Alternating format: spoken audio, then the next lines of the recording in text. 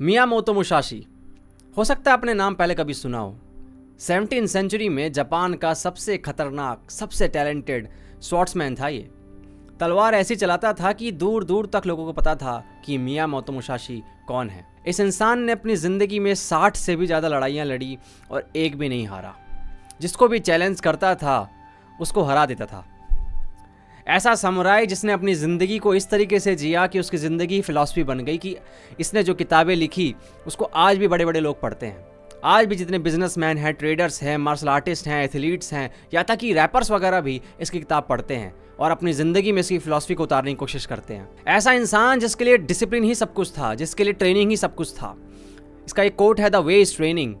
ये कहता था कि ये जो बहानेबाजी आप करते हैं ना, एक्सक्यूजेस देते हैं, इसका कोई फ़ायदा नहीं है। काम पे लगिए, ट्रेनिंग करना स्टार्ट करिए, प्रैक्टिस करना शुरू करो। अपनी ज़िंदगी में एक ऐसी चीज़ फाइनल कर लो जिसके अंदर तुम महारत हासिल करने वाले हो, उसमें फोड़ने वाले हो तुम। कि मुझे अगर चाय बनानी भी सीखनी है तो मैं ऐसी चाय बनाऊंगा कि पूरी दुनिया में मेरे से अच्छी चाय कोई ना बना पाए। और लाइफ में ऐसा भी नहीं है कि सिर्फ एक चीज़ में एक्सपर्ट बनोगे तो उससे काम चल भी जाएगा, और भी उसके अराउंड बहुत सारी चीज़ें होंगी जिसके ऊपर आपको काम करना पड़ेगा। और जिस टाइम में हम रह रहे हैं उसमें तो बिल्कुल ज़रूरत है ऐसे स्किल्स की, एक पूरे स्किल सेट की। तो मियामोतो मुसाशी सिर्फ इस कारण से नहीं सबसे खतरनाक समुराई था कि उसने बस तलवारबाजी सीख ली थी। उसने बहुत सारे एरियाज़ में भी और काम किया था और उनको भी शार्प किया था। और उसमें से एक चीज़ थी उसका माइंड।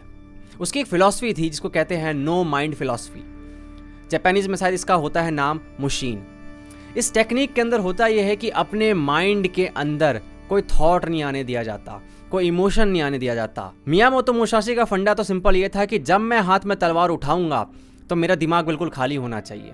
मेरे दिमाग में एक भी थॉट, एक इमोशन, कोई भी चीज़ नहीं आनी चाहिए। ये भी नहीं आना चाहिए कि मैं क्या हूँ, मुझे क्या टेक्निक्स आती हैं, ये सामने वाला क्या सोच रहा है, सामने वाले की स्ट्रेटेजी क्या है।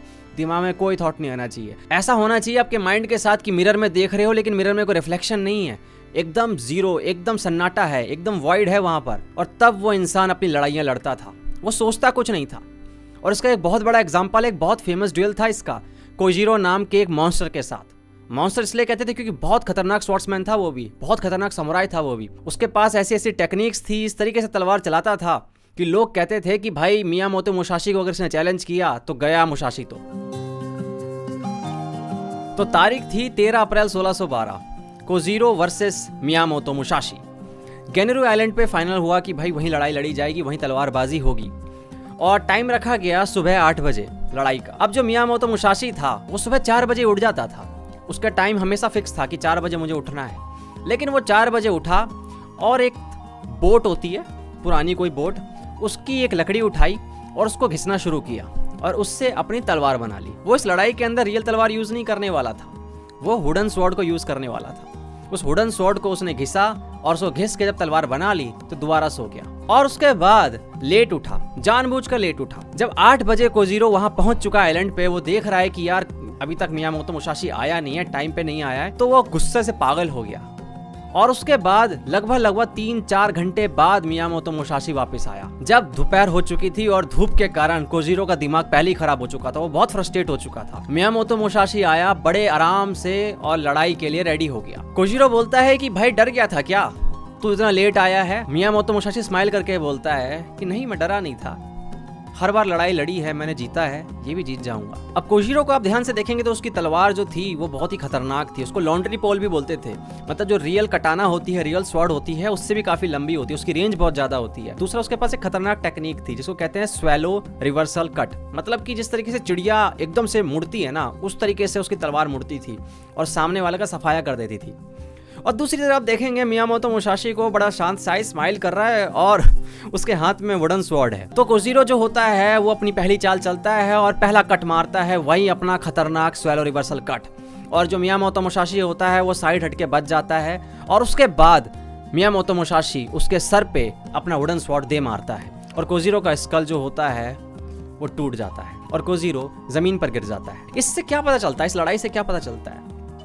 इससे पता चलता है कि मियामोतो मुसाशी ये जानता था कि लड़ाई तलवार से लड़ी जाती ही नहीं है, कभी भी कोई भी लड़ाई कभी वेपन से लड़ी जाती ही नहीं है, माइंड से लड़ी जाती है। और ये जो लड़ाई थी ये साइकोलॉजिकली मियामोतो मुसाशी ऑलरेडी जीत चुका था, क्योंकि कोजीरो पगलाया हुआ था, फ्रस्ट्रेट हो चुका था, वो अपना आपा खो चुका था, वो पागल हो चुका था। मियामोतो मुसाशी ने उसको फ्रस्ट्रेट जानबूझ के किया था। इसे कहते हैं साइकोलॉजिकल वॉरफेयर। और दूसरी तरफ आप देखोगे मियामोतो मुसाशी की नो माइंड वाली फिलॉसफी आपको देखने को मिलेगी। वो बिल्कुल शांत था, उसके दिमाग में कुछ नहीं चल रहा था। उसके दिमाग में ये भी नहीं चल रहा था कि पागल हो रखा है, गुस्से में है, ये मुझे मार ना दे।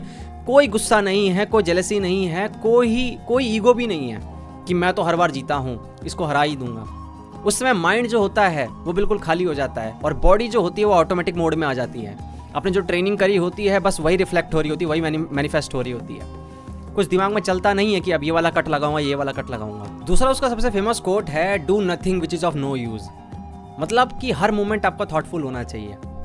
हम अभी तो अपनी ज़िंदगी को, अपने हर पल को ऐसे बिता देते हैं, हम उसके बारे में सोचते भी नहीं हैं। अभी स्क्रॉल कर लेंगे, अभी ऐसे ही कुछ कर लेंगे फालतू का कुछ, जिसका कोई यूज़ नहीं होगा फ्यूचर में, जिसका कोई मतलब नहीं होगा हमारे ज़िंदगी से, लेकिन फिर भी हम वो काम करते हैं। लेकिन मियामोतो मुसाशी ऐसे अपनी ज़िंदगी नहीं जीता था।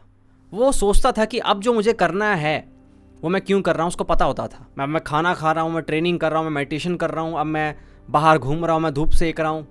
वो उसके ऊपर था, वो जानता था कि वो क्या कर रहा है। वो एक ऐसा इंसान था जिसके लिए लेजी बनना, रिग्रेट करना, ओवर थिंकिंग करना डेथ से भी ज़्यादा बुरा था। ट्रेनिंग ऐसी करता था कि आप देख के हैरान रह जाएंगे।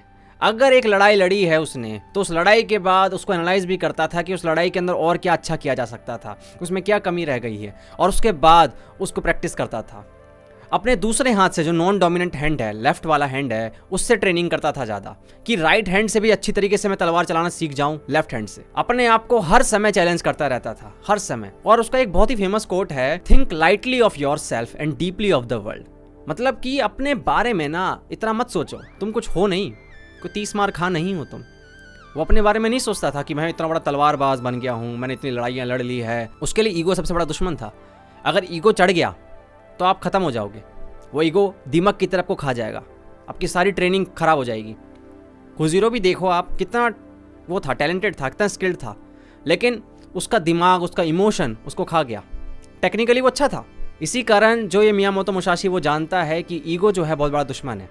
तो अपने आप को छोटा समझो और दुनिया के लिए कुछ करने की कोशिश करो। Think deeply of the world. जब दुनिया को ऊपर रखोगे और खुद को छोटा समझोगे तो कभी ईगो जो होगा तुम्हारे रास्ते में नहीं आएगा और तुम्हें कभी परेशान नहीं करेगा। आपको एक कहानी और बताता हूँ। क्योटो जो शहर है, वहाँ पर एक बहुत ही फेमस स्कूल था, स्वॉर्ड स्कूल, जहाँ तलवारबाजी सिखाई जाती थी और पीढ़ियों सिखाई जा रही थी। उस स्कूल का नाम था योशिओका क्लैन। ठीक है, उसका जो हेड था उसके पास गया मियामोतो मुसाशी, 21 साल का ही था जब मियामोतो, और उसके पास गया और उसके बाद उसको चैलेंज किया। अब जो हेड ऑफ द स्कूल था भाई, वो सीधी सी बात है, इतने बड़े क्लैन का जो स्वॉर्ड स्कूल है उसका अगर वो हेड है तो सीधी सी बात है 21 साल के लड़के को देखेगा तो उसको हरा देना चाहिए। लेकिन मियामोतो मुसाशी ने उसका शोल्डर तोड़ दिया और उसके बाद वो जिंदगी भर के लिए अपाहिज हो गया। अब नाम खराब हो गया भाई स्कूल का कि यार एक 21 साल का लौंडा आया जिसने कहीं से ट्रेनिंग भी नहीं ली और उसने इतने बड़े स्कूल के हेड को हरा दिया। तो जो हेड ऑफ द स्कूल था, उसका जो भाई है, उसने चैलेंज किया फिर मियामोतो मुसाशी को कुछ समय बाद, और एक टेम्पल के आसपास उसकी लड़ाई हुई और वहाँ पे मियामोतो मुसाशी ने उसको भी हरा दिया। अब और नाम खराब हो गया। अब लोग दूर दूर तक बात भी कर रहे हैं, फैल गई ये बात कि भाई एक लड़का आया है, उसने तो भाई इन दोनों बंदों को हरा दिया। अब हुआ यही, जब नाम खराब हो रहा था तो बहुत सारे लोग गुस्से में आ गए। अब योशिओका क्लैन के और भी लोग थे, तो उन्होंने सोचा कि अब इस बंदे को मारना पड़ेगा, मियामोतो मुसाशी को खत्म करना पड़ेगा। तो उन्होंने क्या किया, एक प्लान बनाया और 12-13 साल के एक बच्चे को खड़ा कर दिया कि भाई जा मियामोतो मुसाशी को चैलेंज कर। जो 12-13 साल का बच्चा था वो कोई और नहीं था, वो उत्तराधिकारी था इस योशिओका क्लैन का। प्लान ये रखा कि जंगल के बीच में लड़ाई लड़ेंगे और जब मियामोतो मुसाशी आएगा तो बहुत सारे बंदे जो छुपे होंगे पेड़ों के पीछे और इसको खत्म कर देंगे मियामोतो मुसाशी को। लेकिन मियामोतो को पता चल गया है प्लान कि ऐसा कुछ रखा गया है, तो वो क्या, रात में ही आ गया, रात में पेड़ में छुप गया। और जब सुबह सारे आए तो पहले उसने बच्चे पर अटैक नहीं किया, पहले उन सब पे अटैक किया जो 50-60 लोग थे और 3 घंटे तक लड़ाई लड़ी और सबको भगा दिया। अकेले लड़ाई लड़ी और 70+ लोगों को हरा दिया, भगा दिया। और उसके बाद 12-13 साल का बच्चा जिसने चैलेंज किया था उसको भी हरा दिया, मतलब डिसार्म कर दिया, मारा नहीं, डिसार्म कर दिया। और इस तरीके से एक एस्टेब्लिश क्लैन जो था उसका नाम मिट्टी मिला दिया उसने। इस इंसान ने अपनी ज़िंदगी ऐसे ही जी, डिसिप्लिन के जरिए, कहीं किसी से कोई अटैचमेंट नहीं रखी, ना कभी शादी करी, ना किसी फेम के चक्कर में पड़ा, ना कभी पैसे के चक्कर में पड़ा, ना कभी ये समझा कि मैं कुछ हूँ, कभी ईगो को अपने सर पे जाने नहीं दिया। अपनी ज़िंदगी के आखिरी साल एक रिगांडो केव होता है, गुफा है, उसमें बिताए और वहीं पे किताब लिखी इसने अपनी, the book of 5 rings. 5 rings कौन कौन से हैं? अर्थ, मतलब कि स्टेबिलिटी, फाउंडेशन। आपकी ट्रेनिंग की फाउंडेशन बहुत इंपॉर्टेंट होनी चाहिए। किसी भी चीज़ की नींव बहुत स्ट्रांग होनी चाहिए। आप कुछ भी जानना चाहते हो, कुछ भी किसी भी चीज़ के अंदर, किसी भी फील्ड के अंदर महारत हासिल करना चाहते हो तो सबसे पहले आपकी फाउंडेशन स्ट्रांग होनी चाहिए। सेकंड है वाटर की तरह, फ्लूइडिटी, मैं कहीं भी जाऊंगा मैं किसी भी सिचुएशन के हिसाब से खुद को ढाल लूंगा।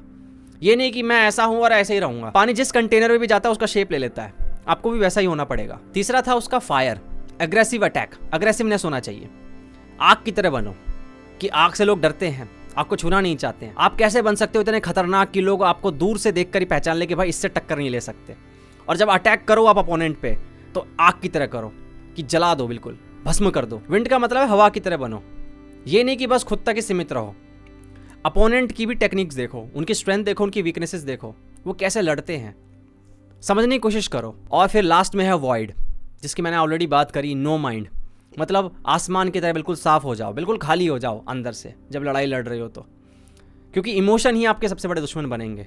आपके इमोशन ही आपको कंट्रोल करते हैं, आपको कमज़ोर बनाते हैं। अपनी ज़िंदगी के आखिरी दिनों में बंदा लिख के गया, no regrets, no complaints, accept everything as it is. कोई रिग्रेट नहीं है उसको, कोई कंप्लेंट भी नहीं है किसी से, कोई शिकवा नहीं है, कोई गिला नहीं है किसी से। जैसी ज़िंदगी उसने जी उसको एक्सेप्ट कर लिया उसने। तो मियामोतो मुसाशी की जो फिलॉसफी है, मैं तो बिल्कुल बोलूँगा कि आप जाके देखो, पढ़ो इसकी किताबें वगैरह, और इसके बारे में अगर आप जितना पढ़ोगे, जितनी इसकी कहानियाँ पढ़ोगे, आपको बहुत कुछ सीखने को मिलेगा। मुझे आप बताना कमेंट सेक्शन में कि आपने इससे क्या सीखा है मियामोतो मुसाशी से। अगर वीडियो पसंद है तो लाइक करके जाना, चैनल सब्सक्राइब कर देना। Thank you so much for watching. मिलते हैं अगली वीडियो में, तब तक के लिए ध्यान रखो। Good bye.